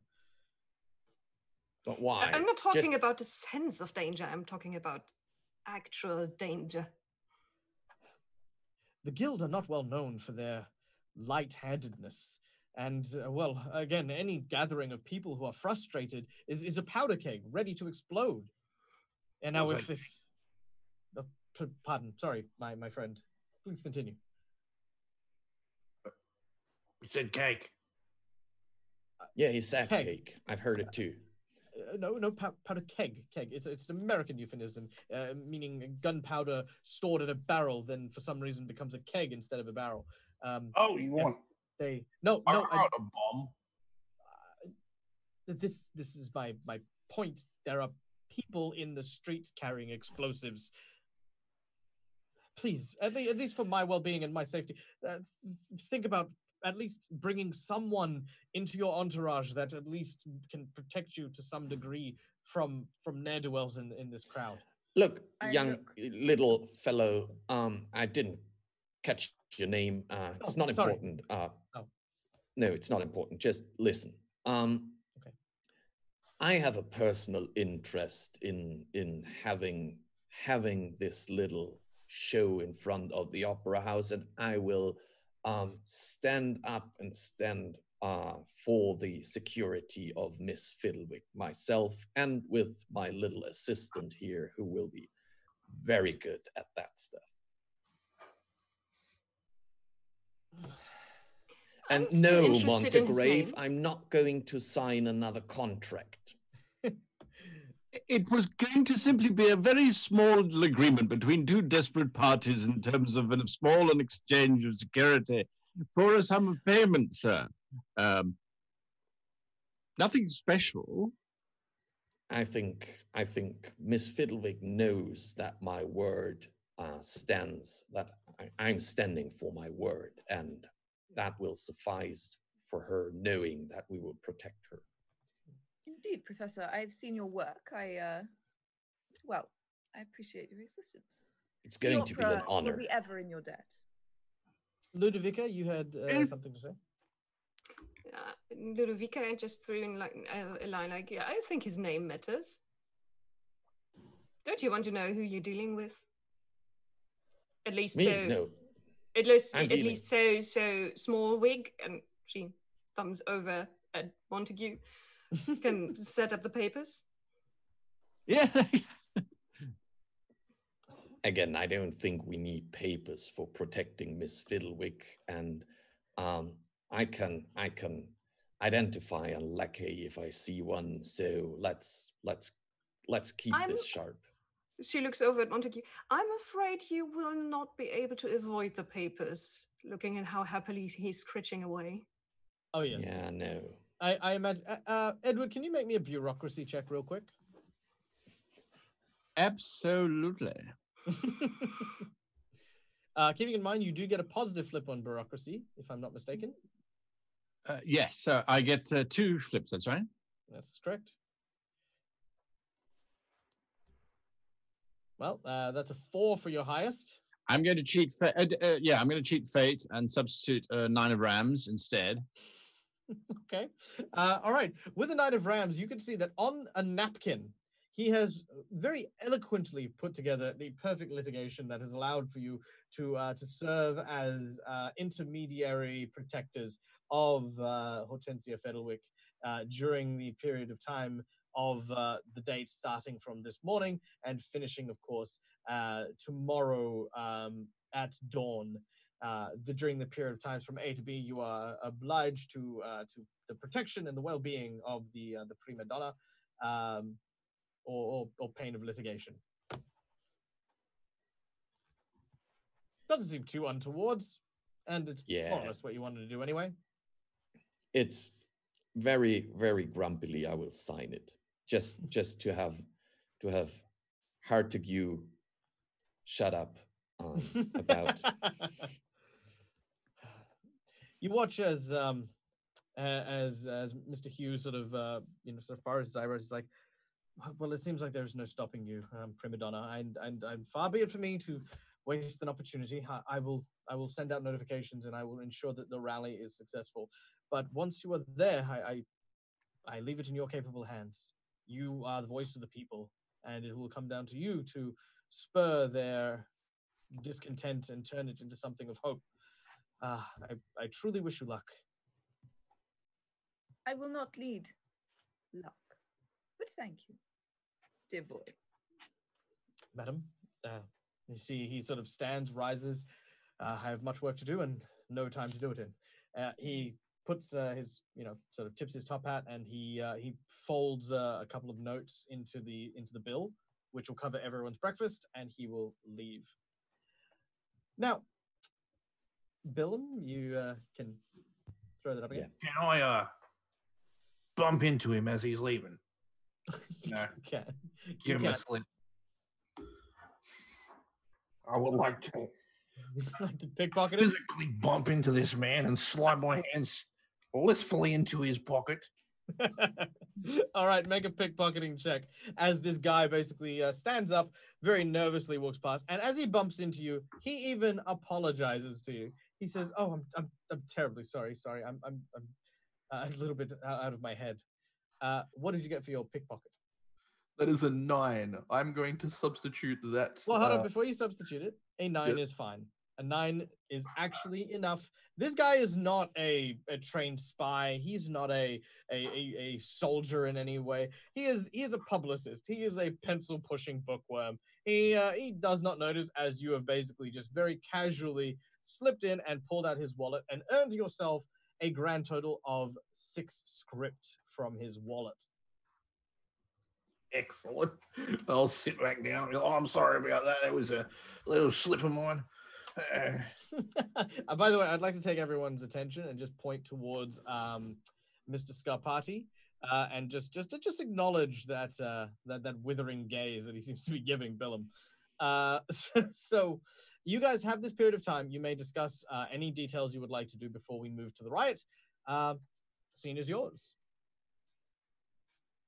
Well, I'd like to inform you just quickly that I'm going to be leaving the island later this day. This evening, tomorrow. I think. Tomorrow. That I'll be leaving the island tomorrow. Whatever for, darling? Have you noticed the many people in guild's livery? Well, yes, I suppose. And you do know their stance about the not unique exactly condition. living. Yes, of course. However, they don't appear to be the most intelligent of people. Yes, but I do have a basic grasp of math, and statistics say that even if people are dumb, if there are enough of them, one of them will notice. Maybe just a little bit of blusher. I don't know. Well, darling, I need you around. You must stay. Blusher. Well, what do you need me for exactly, Hortensia? Companionship. I look down at her clothes. Dress advice. Me to you, obviously. Thank you very much. That is most generous of you, but I'm afraid that I'd rather avoid bodily harm. And no matter how fancy the dress, if there is less body to dress up, I'd rather stay as whole as I am now. Oh, darling, I should positively die if you leave, but no, you don't. No, you let's won't. see what happens. Please. Yes, No, Montague, what is it that you wish to say with that grubby little hand of yours in your wig? Well, I'm so pleased that you actually noticed that I had raised my hand, Primadonna. It's only been 10 minutes. I wanted to say, Madam Molenbeek, that firstly, in our august company, you did sign that non-disclosure agreement. I have it here. So your status, as it were, is quite safe with us. And I'm fairly certain that for a trifling fee, which perhaps the Primadonna might afford, or your fine self, I could possibly generate a document for you, which very, very much affirms that you are alive, even if that's contrary to perhaps the taking of a pulse or the pallid touch of your sort of naked flesh, as it were. You talk, the touch of my naked flesh is nothing anyone else is going to feel, and you certainly not. And I do have papers that say I am licensed. Let's put it that way. Then what is the consternation? I don't understand. If the Primadonna wants you here and it's going to make her happy, I think it's the duty of every upstanding citizen to then make that happen. What for? Has the Primadonna suddenly been voted into Parliament? No, but she's an artiste. Didn't you hear a truth story? Just give me time, darling. Just give me time. However, I do believe the most important thing right now is to discuss my performance, which will be upcoming tonight, as it is. What are your thoughts, darling people, before I tell you my vision? You want to hear my thoughts on your performance? Well, not on my voice, obviously, but you know, not in public anyway. So, but maybe on the sundries, the mise en scène, the situation around my own performance, the stage, perhaps, these things, and yes, as my poultry assistant said, security, I suppose, may be an issue. What are your thoughts, Professor? Well, first, let me say that you are going to be missed a lot, Miss Ludovica, if you are leaving, but I will not hold you back from going away. I would still appreciate your company today, though, because I do agree that the guild is rather in a, well, alerted state at the moment, and having Miss Fiddlewick being so pristine and presentable at the stage might cause a little bit of a well, let's say uprising, probably of a few who would like to cause troubles. So having you around, Miss Möllenbeck, would be very, very much appreciated. I do want to point out that I have been contacted by, well, calling him a friend would be a little bit too much, but I have been contacted by someone I knew back in the days, who is well aware of the, well, abouts that are going to happen at the Opera House today, and I have someone I want to meet there. So even though you might think that this idea of yours is well kept, I think it has already reached some levels of informants who know about that. So I would be, a little bit of caution would be recommended. Well, it must happen today. I should say that that's what's very important. You see, I have a copy of the Times here, and somewhere, hang on a moment, where is it? Oh yes, here, I have a copy of the Times. And it does say that there will be no rain at all for the next 3 days, as a matter of fact. So it's perfect weather for being seen in public, that's all I'm saying. Also, if you have listened, Mr. Gravetigue, Miss Möllenbeck is going to leave tomorrow, so it has to happen today if we want her accompany us. All right, I have decided. Montague, you will sort out the arrangements. Scarpati, you will sort out all that security nonsense. I will present myself at 7 o'clock tonight, and I will sing a song of such beauty and such truth as none could object to. And hopefully the guild will shatter like glass before my voice, but we'll see, I suppose. We will see. Cheers, everyone. Cheers. Well, I've heard worse plans. I like it. Hortensia raises a toast, and as you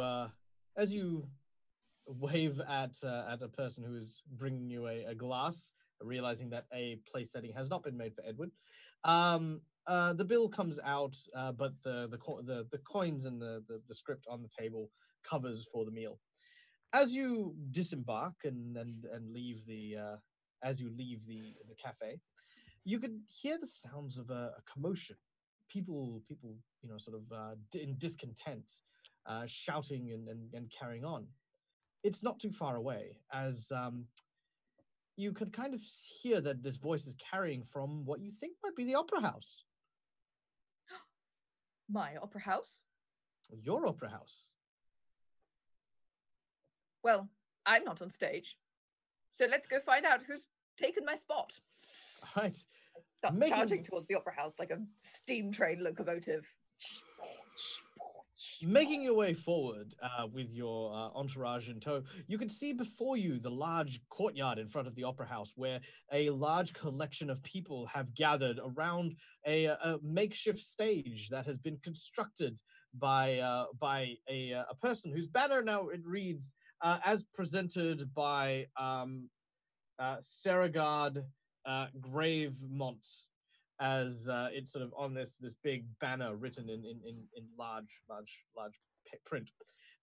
Standing on this stage, of course, is a woman that kind of looks like I guess a lumberer or a miner or a tradie, definitely, who stands with a couple of like toughs by their side, with a big sign with a guild sort of symbol crossed through it, as they begin to say, "We can't do this. We can't stand idly by and let the guild dictate how we run our government. The guild has money, sure, but we the people are the captains of industry. We the people are the ones who determine what gets made and what gets thrown under the rail. And we will not be thrown under the rail." And you hear people go, "Yeah!" Surrounding this courtyard of protesters appears about maybe 12 men and women dressed in these red uniforms, guild guardsmen who stand at the ready. They don't seem to be advancing on anyone, but they do definitely seem to be watching what's going on. Hortensia, you have no idea who this person on the stage that Edward, you have paid for, but quite clearly someone else has claimed credit for it, because that's sure as hell not your name up there. Yeah, this protest is underway. I would like to look around and see if my contact is there. Make me a notice check as you begin to scout the crowd, looking for any sign of someone who looks maybe a little bit out of place. Doesn't look like the working industry class. Yeah, it's a 9. A 9? With a 9, you do see quite a number of people who seem to be dressed in quite gentlemanly and feminine garbs. You don't recognize Nolan yet, but you kind of get the impression that perhaps he is indeed down there amongst some of the opera punters who have joined the rally, shoulder to shoulder with the grease monkeys of the factories. Even some children have turned out to protest as well. So yeah. If I don't see him immediately, I would try to stand back and also say to Miss Fiddlewick, "Well, I think let's have Mr. Hartigue deal with that. Let's stay back for a moment there. This is one of the potential situations that your little lackey was talking about. Yes, quite. Let This the looks like a barista legal deal matter. with it." Indeed. Yeah. Very wise, Professor. That being said, someone has stolen Hortensia's stage from right underneath her. Indeed, but do you know what? I'm not due to go on until 7, and this woman isn't singing, so I'll forgive her. If she was singing, we would have a different conversation. But she's not.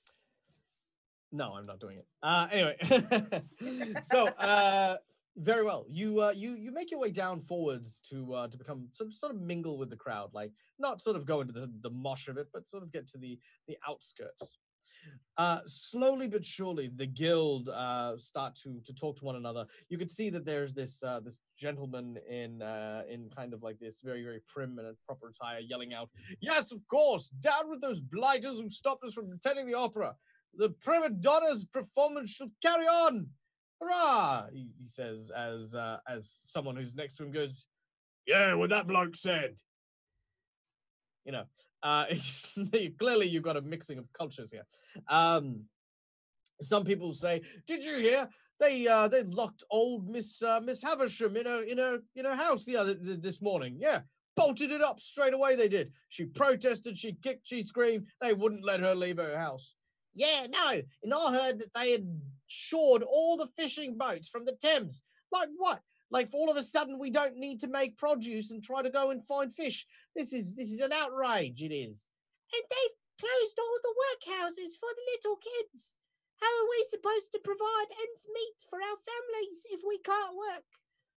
Because it's the early 1900s and kids worked. Okay, so you know, people outraging and protesting and the like. Could I have everyone make me a notice check as you hear the discontent stretching everywhere?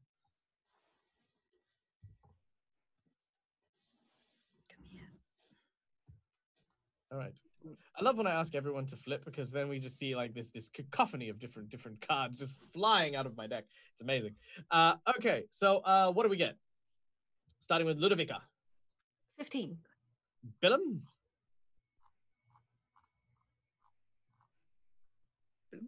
That is a 11. All right, Scarpati. 15 as well. Edward. 8. An 8. And Hortensia. Well, I used my positive flip. Thank you very much, somebody, for that. And I have a 13. 13. 14. Sorry, a 14. 14. I notice everything. Very well, very well. Okay, so with thanks to the advantage given by Player's Garden, by the way, very big thank you to you.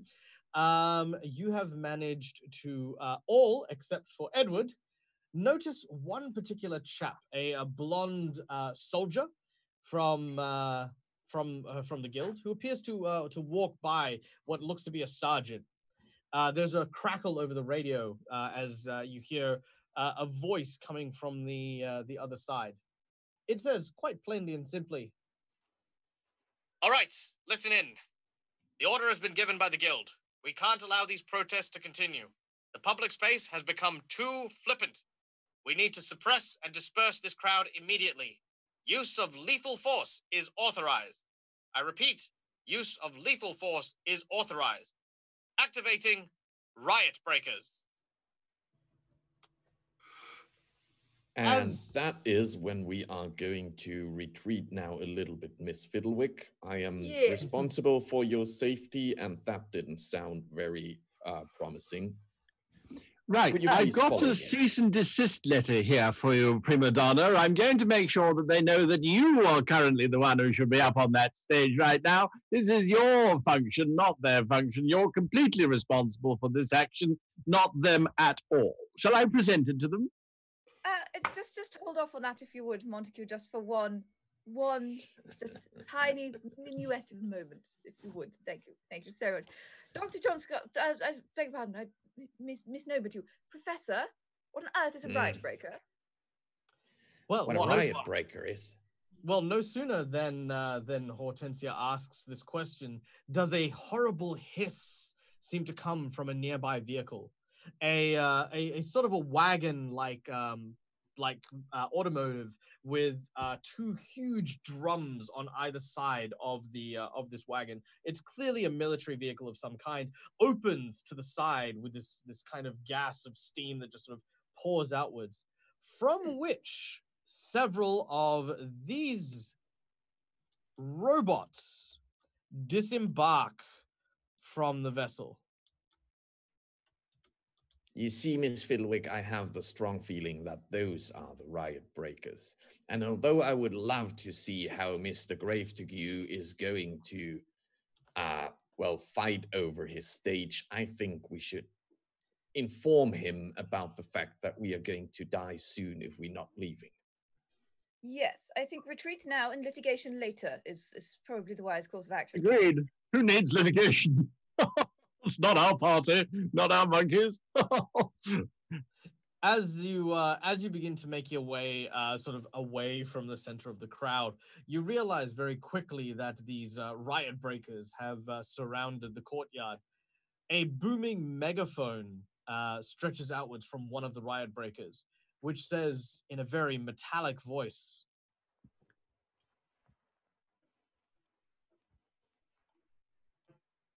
"Those citizens found here are in violation of guild law. Any resistance to the dispersal of this community gathering shall be met with violent, lethal force. Comply or be subdued." Just a quick question. Are we, like, I assume that they are forming a circle, like they're enclosing us. Are we within the circle or are we still outside of it? You are within the circle, but you Oh, are shit. towards the outer of it. So you're basically between the the protesters and the circle of robots. There are 4 of these robots. Not all of them are near you, mind you. Maybe 1 or 2 of them are in your close vicinity, each of which are accompanied by 2 guild guardsmen. You can hear the sound of the protester on the deck, who pretty much is yelling out, "Are we going to let them tell us what to do? They wouldn't dare fire upon us." And that's, ladies and gentlemen, where we're going to end today's session, as we will come back next week and find out if indeed the guild will open fire on our protesters and our lovely fated characters. Thank you so much to everyone for coming and hanging out with us today. If you and the audience enjoyed this show, then don't hesitate to hit that donation button. A very special and big thank you to everyone who contributed to today's stream. A super big thank you to Wyrd Anvil, of course. Thank you for your donations, as well as, of course, from Players Garden. Thank you so much. Your contribution is, of course, very much appreciated. Before we sign out, of course, let's hear from our players and find out where we can find this talented cast of amazing people. Starting, of course, with Till. Tell us where to find you. Oh, you can find us at www.dungeonfog.com. That's the website where you can create all the maps. And all the same throughout Twitter, Instagram, and Facebook. It's always at Dungeon Fog. Awesome, awesome. And of course, as you guys know, I am a Australian, hence the Dead Aussie Gamer thing. But if you want to see some really cool Aussie streaming, Anthony, why don't you tell them where we can find you and your awesome content? You can find me and all of my channel on Roll for Damage. That's twitch.tv/Roll for Damage, ROLE, in an hour's time. There you go. Fantastic. So yeah, 1 hour's time. Go check it out. Of course, then we can't talk about good role playing and fantastic role players, of course, without talking about the great game master himself. Guy, tell us where to find you and all of your wonderful things. You can find me on www.greatgamemaster.com, and that will link you through to all the various YouTube channels. And yeah, we've got streams happening on Saturday where Wyrd Anvil is a guest. As a matter of fact, we're building a campaign, and then live stream on Sunday, and then more on Wednesday, and more and more and more. Just everywhere. We're everywhere. Awesome, awesome, absolutely fantastic. And of course, speaking of Wyrd Anvil, Janet, tell us all of your things. So if you want to get started world building, writing a book, creating a campaign, or even just building a character, go to worldanvil.com right now, where you can get started with all of that for free. And you can also find us on social media at Wyrd Anvil. We stream 4 times a week on Twitch and YouTube with games and webinars and interviews. This week we're unpacking what is science fantasy with a $1 million best-selling author who also uses Wyrd Anvil. And yeah, if you want to see my stupid face, you can find that on YouTube as well, where I talk about world building, character creation, writing, GMing, and all that good stuff. Incredible, incredible. And of course, for the many German role players or German-speaking role players out there in the world, Mhaire, tell us where we can find all of your wonderful and awesome things. Yeah, you can find our Twitch and our YouTube channel under Orkenspalter TV, which I'm going to drop in the chat in a second, because hardly anyone ever gets how it's written, even if they're German. And otherwise, you can find my social media under Mhaire Stritter, which I'll also drop in chat because no one gets how that is spelled, especially Germans. So that's where I am at.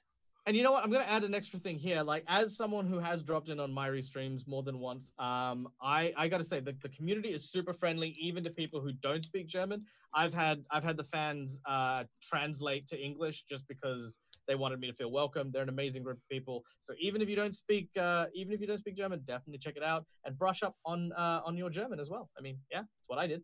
And of course, it's a beautiful language. It is a beautiful language, except when you're saying the word butterfly. Then that's horrifying. Schmetterling? Schmetterling.